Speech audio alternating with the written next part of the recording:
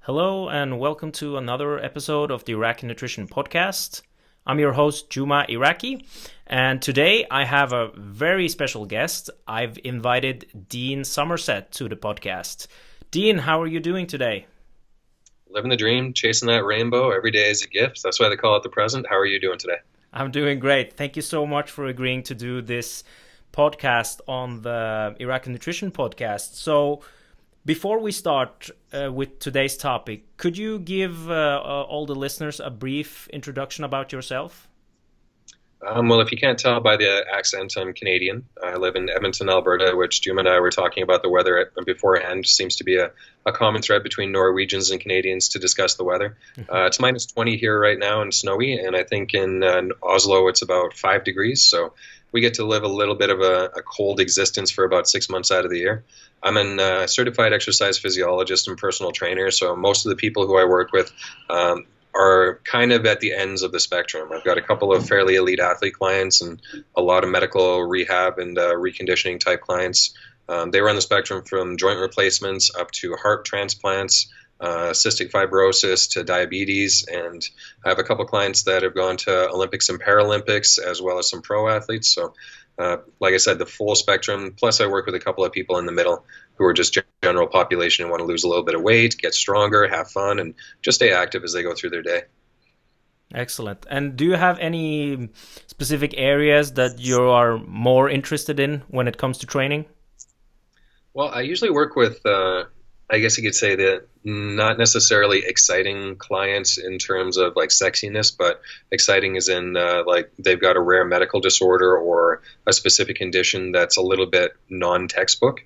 So if I'm working with somebody who has something like multiple sclerosis or a cerebellar injury, comparing that to somebody who's training for Paralympics who has a degenerative neural dysfunction, that kind of stuff is really interesting to me just due to the fact that it's something that there isn't really an outline as far as what you should or shouldn't do. It's very individually based. But also you can see some pretty cool results from the individuals with some altered approaches that might need to be taken. So if you have somebody who's got cerebellar injuries or multiple sclerosis, it's always kind of necessary to involve strength, mobility, balance, but you have to do it in a bit of a different way just due to the client's limitations. I mean, we can train and improve to a certain point, but the hardware that they're coming in with is a little bit affected, so we can't really fix that per se, but we can always improve on their condition, which is massively rewarding, not just to me, but to the individual we're working with.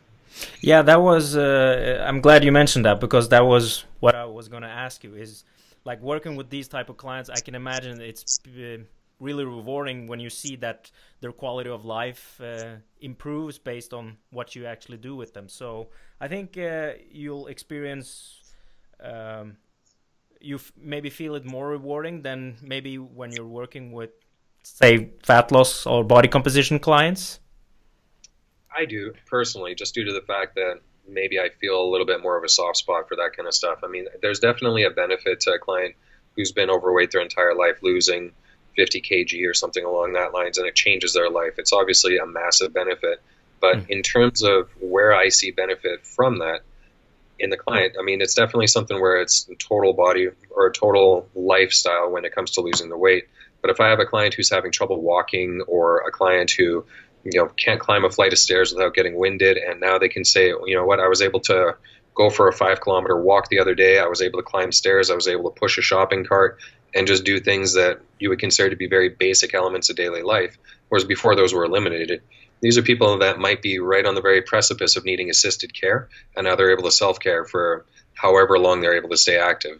So when you look at stuff like that, it can become pretty powerful. Yeah, I can imagine. So today's topic, we're going to talk about mobility training, and I know that you have a lot of things to provide us with, a lot of knowledge on the topic.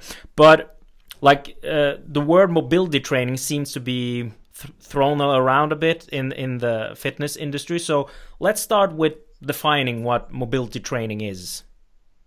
Yeah, and I think it's one of those kind of things where mobility has become kind of a catch-all term for everything. Mm-hmm. When you look at a lot of the definitions between mobility and something like flexibility, they can kind of get blended between each other to form just a common word of mobility. So typically the definition of flexibility is the available range of motion at a joint.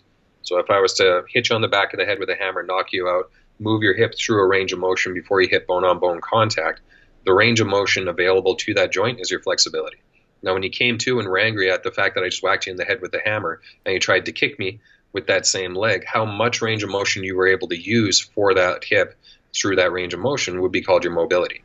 So let's say that I could grab your leg and bring it all the way back to the point where you're almost able to touch your knee to your face, but then during an active straight leg raise, you were only able to get your leg up to maybe 90 degrees, or in some cases, maybe only up to about 30 degrees. So your mobility in that is significantly less than what your flexibility would be. What I've found with a lot of people is that if their joints or their soft tissue just don't allow a range of motion to occur, consistently hammering more mobility, more flexibility, more mobility, more flexibility doesn't really produce much of a benefit for them at all. And in some cases, it might actually produce more of a risk of injury or tissue irritation.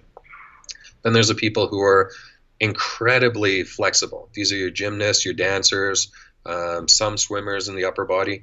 But these are people that have incredibly massive joint excursions and available ranges of motion, and they keep hammering static stretching, static stretching, static stretching, which they don't need it.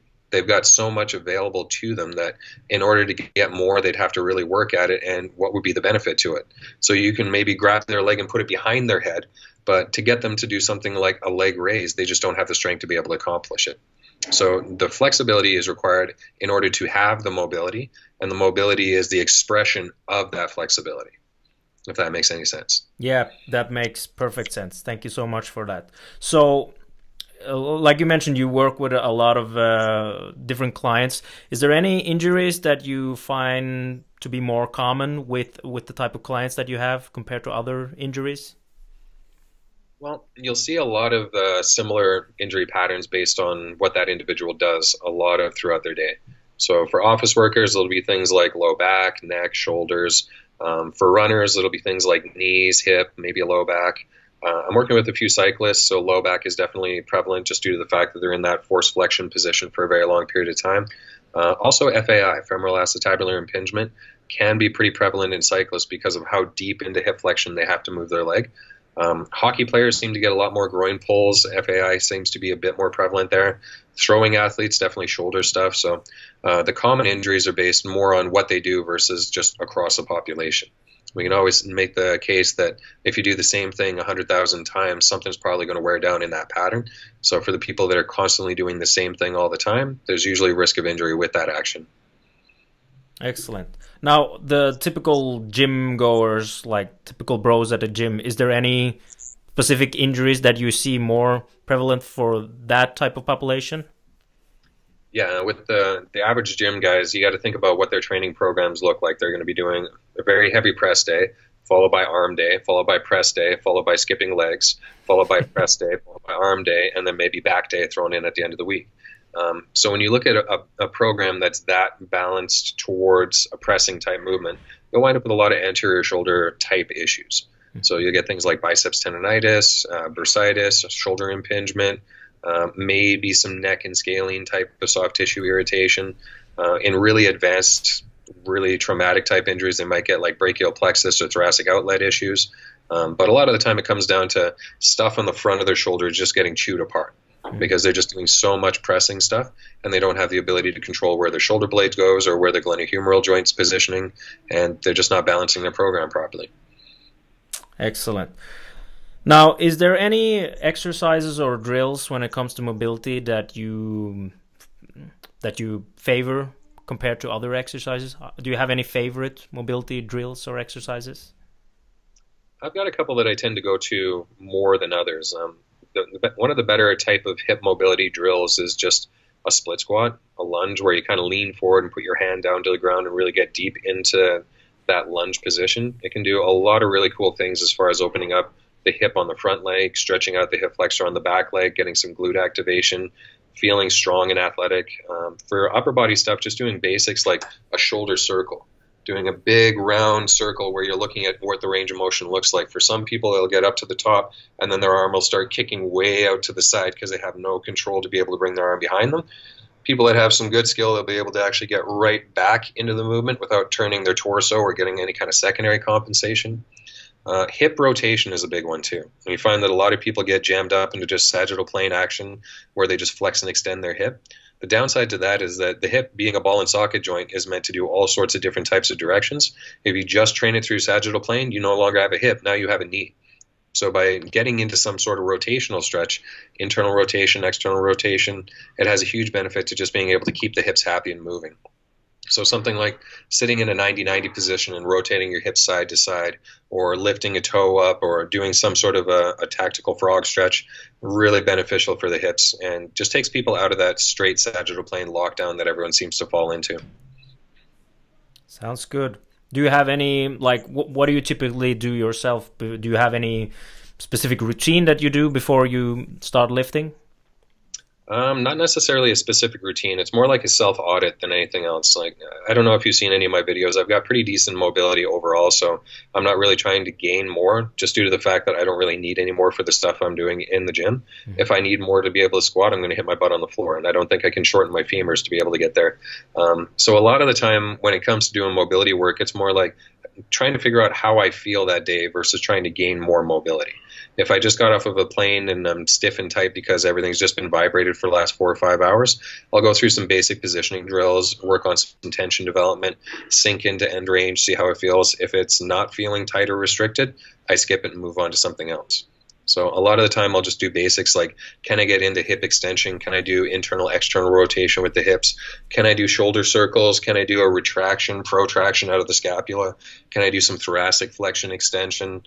And then after that, if I really feel like it, I can work on to like ankles and wrists, but there's nothing really specific or structured. And I think that a lot of people tend to rely too much on structure and not enough on listening to their body to figure out what's actually going on.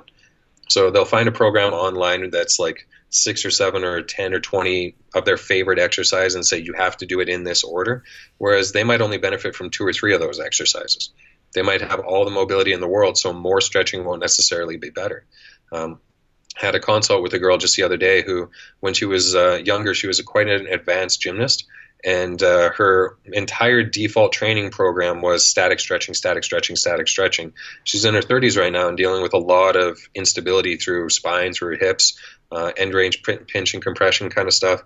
So a big shift that I've had her work on is getting out of that mindset of static stretching for like 3 to 5 to 10 minutes per hold and trying to work on creating tension in end ranges versus just hanging out down there.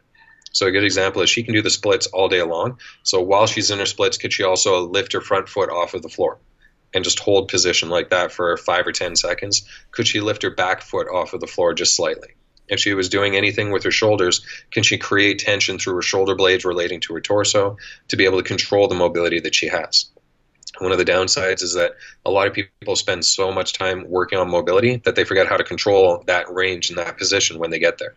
So if anyone's ever taken something like the FRC course, definitely recommend that in order to understand the benefits of end range control and positional type stuff. Excellent. Now, when it comes to improving active range of motion, what seems to actually work and what doesn't seem to work? Well, there's a whole bunch of concepts out there about things like smashing, mashing, beating tissue up. And that seems to be great to a certain point. If you have somebody who's a 300-pound powerlifter who has incredibly thick and tight tissue, yeah, they might need to beat things up a little bit more than somebody who's like a 150-pound soccer mom, where she probably doesn't have the tissue that's resilient enough to withstand that kind of pressure. So something like a basic foam roller might be all that person needs. A lot of the time, people need to just work on control and end ranges more than anything else. There's a time and place for static stretching, so if you don't have the flexibility, that normal excursion through the range of motion, static stretching could be very beneficial for that to a certain point, and it becomes less effective as the person ages. So if I'm working with a 10-year-old or a 15-year-old or a 20-year-old, the 10-year-old will adapt to static stretching way faster than the 20-year-old. If I give that to a 50 or 60-year-old person, they might not adapt to it whatsoever because of just degenerative changes in their joints, and their bones are a lot stiffer, their joint capsules are a lot more fibrotic. So change for them might be incredibly slow or non-existent. Once they have the flexibility, then you can start working on the mobility by doing basic stuff. Like way back in the day, they came out with PNF type stretches, just contract, relax type stretches and end ranges. Those have been picked up and become kind of trendy again, but they're things that have worked for decades, and they seem to consistently work over time. So just stretch into an end range of motion position. Then you do a contraction of whatever muscle it is that you're stretching. Do a contraction of the opposite muscle. So let's say I wanted to do a pec stretch on a door, open my shoulder up really hard, and then I push into the door, create some tension through the pec. It doesn't have to be massive, but just enough to make sure it feels like something. Relax, and then try to create tension through the back of the shoulder, the rear delt, the rhomboids, all that area, to try to expand into that range. It seems to work really well at increasing available mobility and available active range of motion. And then from there, start working on patterning. Can you actually get in and out of that range of motion effectively on your own without having to hold onto a wall? If you can do that kind of stuff, then you can add loading to it. And if you can do that, then you can add speed to it. Then you can add a little bit of dynamic instability or perturbation work to it. But if you can start with something basic like static stretching to get the flexibility, and then PNF type stuff to get the control over mobility in that range, progress on to patterning it. Becomes pretty simple when you break it down like that, but it becomes pretty complex when people don't have that system of thought process. Excellent. Now you mentioned foam rolling. Is there any other like tools that you usually recommend or use with your own clients for mobility work? Typically for tool-assisted type stuff, a foam roller is usually all I'll go to. Maybe a lacrosse ball once in a while. If I really need to get more than that, I'll send them out to a manual therapist who can kind of dig into the tissue a lot more effectively. Mm-hmm. The way I always look at it is self-myofascial release, like foam rolling, lacrosse ball, that kind of stuff, is very much like brushing your teeth. It's great for self-maintenance, but it only does so much. And to get the really deep cleaning, you have to go into a manual therapist who's sort of like your dental hygienist or your dentist. They can dig way deeper. They've got the tools that they can use that can have a bigger effect on it. And a lot of the time, if I'm in the gym and I'm spending a lot of time doing tissue work with an individual, we're probably missing out on the benefit of all the exercise they could be doing. And I'm probably doing a terrible job at it compared to what a qualified and skilled manual therapist would be able to do. So I'll get them into a manual therapist for 1 or 2 sessions, and they'll do a way faster job at opening that person up than I ever would. So it's a better use of that client's time, better use of their money, and they get faster results. So at the end of the day, they win, I win, everyone's happy. Sounds good. Now, when it comes to using like lacrosse balls and foam rollers, tools to like dig into the muscle, is there something that you shouldn't do with the foam roller and the lacrosse ball? Yeah, I mean, a lot of the time people use it almost like a game of attrition, by seeing how much pain and torture they can put themselves through. So you'll see people rolling on like lead pipes or like knobby rollers and everything that they can to just beat themselves up, and they wind up either bruised, battered, or broken in one way or another. Most of the time when you're doing any kind of foam rolling, you're trying to get the tissue to release tension.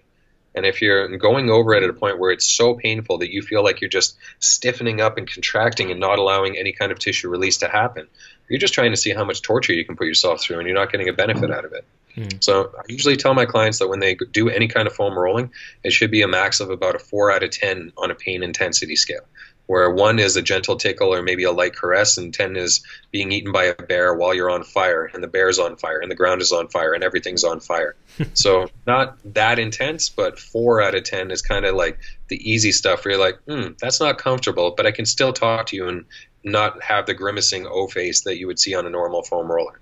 So at that point, it's slightly uncomfortable, not a gentle tickle, but also not a death knell, and the individual is able to feel the tissue start to give way after time.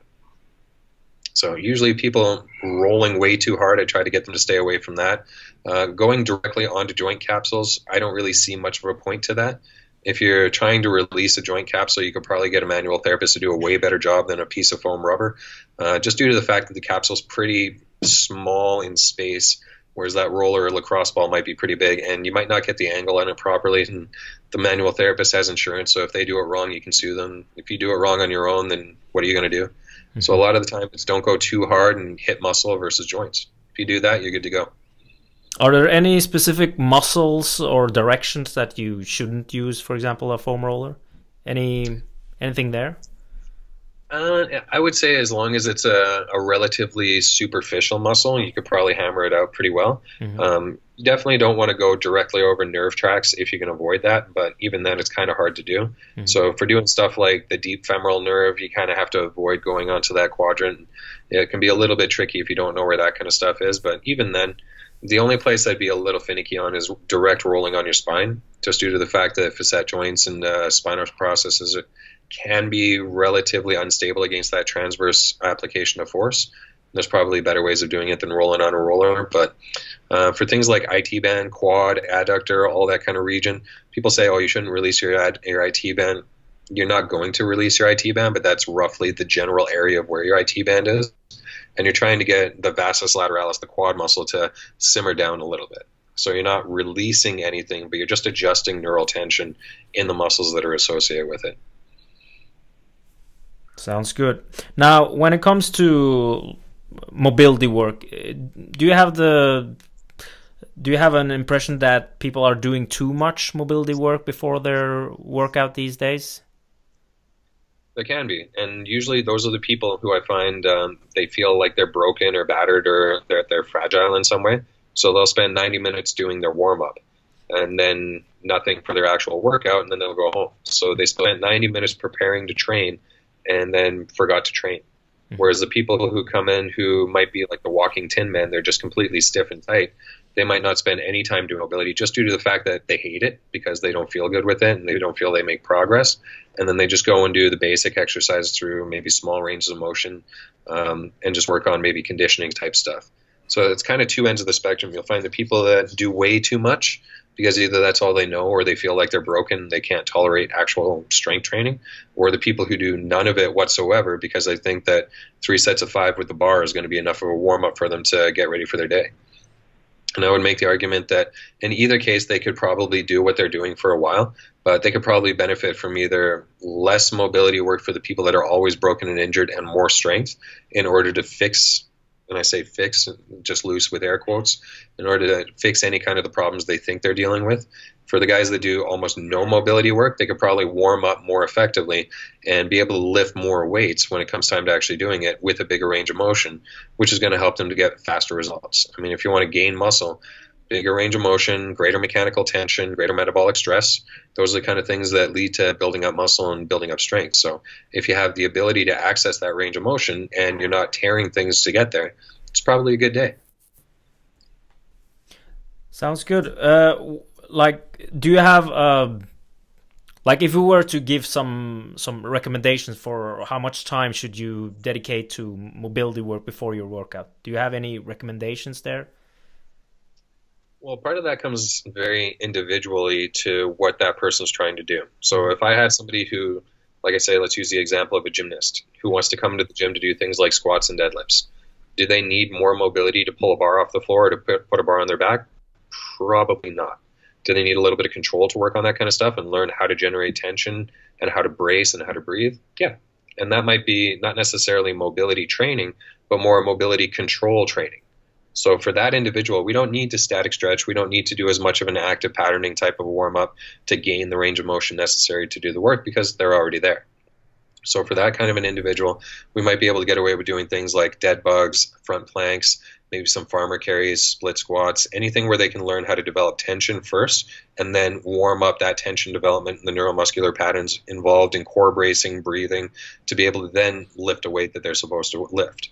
If I have somebody who, let's say they're 50 or they're 60 years old, who the goal of that day is to squat and they want to be able to squat through a range of motion, that person might be really stiff and fibrotic through their hip joint capsule or their knee capsule or anything like that. So to be able to get those tissues to loosen up and become a bit more elastic, we might need to do more static stretching, active stretching, range of motion type drills, and get them into a position where then they can actually squat in a comfortable way through that range of motion that they can utilize. So if I'm working with somebody who's got osteoarthritis or pretty much anyone over the age of 40, I have to assume that they probably need more of a dynamic warm-up to get moving around, just not even from just a range of motion perspective, but also from a cardiopulmonary perspective. We seem to forget the second part of strength and conditioning is conditioning, which involves endurance to a certain point or some sort of cardiopulmonary fitness. So getting people to actually sweat and breathe hard and warm their bodies up makes a huge benefit to being able to get through any kind of range of motion. And if you're doing that in a progressively increasing range of activities, it just has a good benefit on the individual overall. So a lot of the recommendations would come down to what does that person need based on what their training is looking like. If they're looking to squat or deadlift, can you squat and deadlift through a full range right now? Cool. Let's ramp your weights up and be able to get you a good training effect. If you can't access that range right now, well, we have to get you to access that range before we load it up efficiently. So let's start bit by bit, adding some range of motion to it, adding some load, adding some tension, do some static stretching if we need to, but a build-up process is usually the way to go for that. Now, you mentioned that it seems to be that the people that really don't need more mobility work are the ones that are doing a lot of it already, and people that actually need mobility work, they're not doing anything at all. And some people might find mobility work a bit boring and a bit daunting, but what's your strategies to actually make people do their mobility work or drills to improve their mobility? Well, part of it is coming down to how important is the goal that the training client is looking at achieving. So if I have somebody who's playing a sport and I say, if you don't have this range of motion, you're not going to be able to train the way you want, which is going to affect your overall performance, which could affect whether or not you play for a long period of time. Here's why you have to do this mobility stuff. So let's get you to buy into that. Versus somebody who has no pain, no problems, and just goes through their daily life and they just want to move around a little bit more. They're going to be very different as far as what you need to do to motivate them. Some people, you can't really motivate them to do it on their own, just due to the fact that it's not a big priority for them. So at that point, it's like, okay, well, when you come into the gym, we'll start off with a couple of minutes of mobility work. We'll progress on to some bracing. We'll do some strength work, and then you can go home happy. For other people, if it's massively important because it's a part of their sport or their goal activities, yeah, we have to make sure that they buy into the concept of you need the mobility work to be able to do the activity you're looking to do. So let's say I have a power lifter who can't get their hips low enough to get white lights when they're on a platform. So for them, if they want to get white lights, you better be working on your mobility. And if you get stiff and tight to the point where you're starting to get red lights and your lifts are failing, whose fault is that going to be? You want to be able to get on the platform and have good performance and set some personal bests and do a really good job. You have to have the mobility to be able to get through that range. And if you don't, you're not going to get the prize at the end of the day. So let's work on the mobility requirements that you need to be able to do the job, and how much of a buy-in is the individual going to give.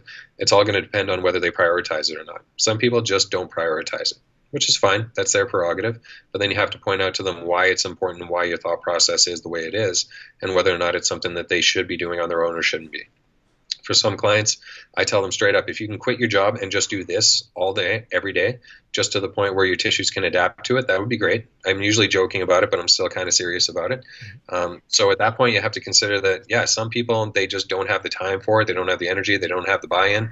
So you're trying to just give them enough to be able to make sure that they're knowing that it's valuable, get them to buy into it as much as possible, and then let the chips fall where they may.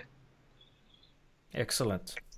Now, I don't really have any, this is usually not a topic that I read a lot of research on, but maybe if there's any effect of nutrition or supplementation on mobility?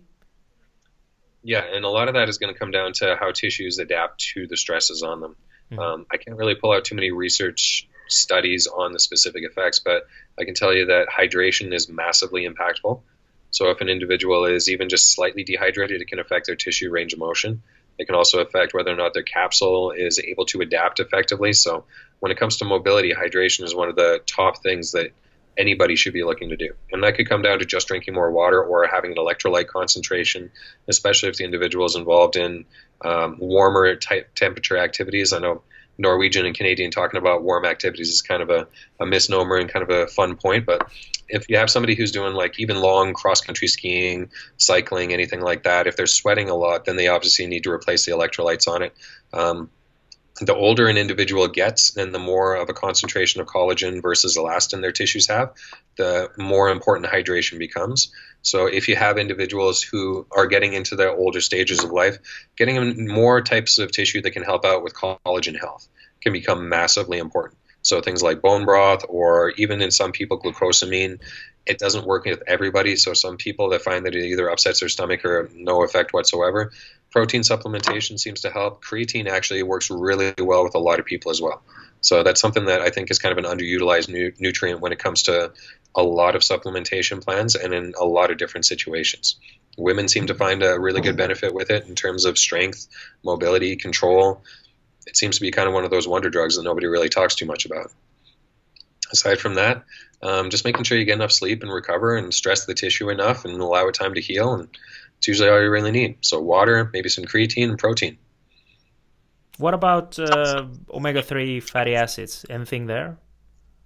I haven't seen too much on direct effect of that in terms of mobility, but I do know that with omegas there is benefit to nervous system production and nerve health, and a lot of mobility is governed by the nervous system. So I wouldn't see a reason why it wouldn't affect it. I just haven't seen direct research on it. Maybe it works, maybe it doesn't. I think that might also come down to a case-by-case point.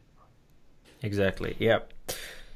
All right, Dean, so to wrap this podcast up, what would be your take-home message when it comes to mobility training? I know you have some principles or some tips you usually give people on this topic. Yeah, usually it comes down to whatever it is that you're looking to do, can you do that? If you can do that goal activity of whatever it is you're looking to do and it's reasonably controlled through the range of motion that you need, you don't really need more mobility training. At that point, it just comes down to making sure you can maintain what you currently have. If you can maintain it, you're good to go. You're able to do everything you need. Does more mobility give you more options? Maybe, maybe not. It just comes down to what that goal activity is. So example would be a pitcher. On their throwing arm, yeah, you got to be able to get into that layback position to be able to get more whip on the ball. Does more rotation help? Probably. But if you're doing something like squatting or bench pressing, do you need as much mobility as a baseball player's throwing arm? Probably not. So whatever the goal activity is, you have enough range of motion to do that activity well. And if you do, then you don't really need to work more on increasing that range of motion. Just work on controlling it and developing strength through the full curve. If you don't have enough mobility to do the activities you're looking to do well, that's when you have to start hammering mobility. So it's more like you're trying to get to the point of whatever the activity is that you're looking to do, and then doing it as well as you necessarily need to. So when people have a mobility program that they've been following for 10 or 20 years, the first question I always ask is, how has your mobility changed in that time? If they say, I don't know, or I don't think it has, what are you doing it for, right? You're just spinning your wheels for the last 10 or 20 years and not getting any benefit out of it. So any kind of mobility training should improve mobility. It's like saying any kind of strength training should improve your strength. If you're not getting bigger ranges of motion, or if you're not getting bigger control out of those range of motions, then you probably aren't getting the benefit out of the mobility training you're doing, and it's time to switch things up. If you do a lot of static hold type stretching, work in some active type range of motions. So take your joint through that big range of motion, try to create tension through it, try to work your butt off. Like you can do a 1 RM deadlift level of intensity on a body weight shoulder circle just to be able to get that range going. You'll actually see some pretty cool things happening out of it. But you have to be able to consider using intensity with that range of motion to be able to get the benefit. So make sure that you're using whatever you need to get that range. You want to smash tissue, you want to beat it up, cool. Make sure it's not hurting to the point where the tissue isn't releasing. Intensity plays a huge role on that one. So that's essentially the big principles I live by is if you have the range of motion to do what you need to do, you don't need any more, so just work on maintaining it. If you don't have the range of motion, work your butt off to get that range if possible, and then maintain it, doing everything that you can in your toolbox to be able to get there. But just make sure you're making progress if you are. So if you're working mobility, make sure range of motion is improving. Otherwise, switch things up and do something different. Excellent. All right, Dean, thank you so much for taking the time to do this podcast on mobility. For the listeners that want to read more of your articles, watch your videos, what is the easiest place to find more information about you? My home base is my website, deansomerset.com. I've got a bunch of video products on there, free articles, paid products, all that kind of stuff available. So that's probably the easiest place to go. My YouTube channel, you can check me out there. Just search Dean Somerset on YouTube. I've also got Instagram, where I've been pretty much just posting like memes making fun of the fitness industry for the last couple of months, and Facebook, Twitter, all the usual places. So I'm kind of all over the place, but the home base is deansomerset.com. Excellent, Dean. Once again, Dean, thank you so much for taking the time to do the podcast, and hopefully the winter won't be too long. I know how it is because, like we talked about earlier, like winter starts in November and then it's usually until May. Last year it was until June here in Norway, where it's pretty unstable at the end of it. But I can imagine it's the same thing in Canada. Yeah, we get the long winters and cold winters. Depends on where you are. Like we're more north in Canada. A lot of times, if you're like right on the Canada-U.S. border, it can be a little bit more temperate. Like Vancouver barely ever gets below freezing, but they're one of the few places in Canada that's like that. Everyone always wants to live in Vancouver, except that you pretty much have to sell your soul to be able to have a one-bedroom apartment. Yeah. All right, Dean. Thank you so much, and enjoy the rest of your day. My absolute pleasure. Thank you very much for having me on here, Juma. It's always a great time talking to you. You too. Thank you so much. Bye-bye. Bye.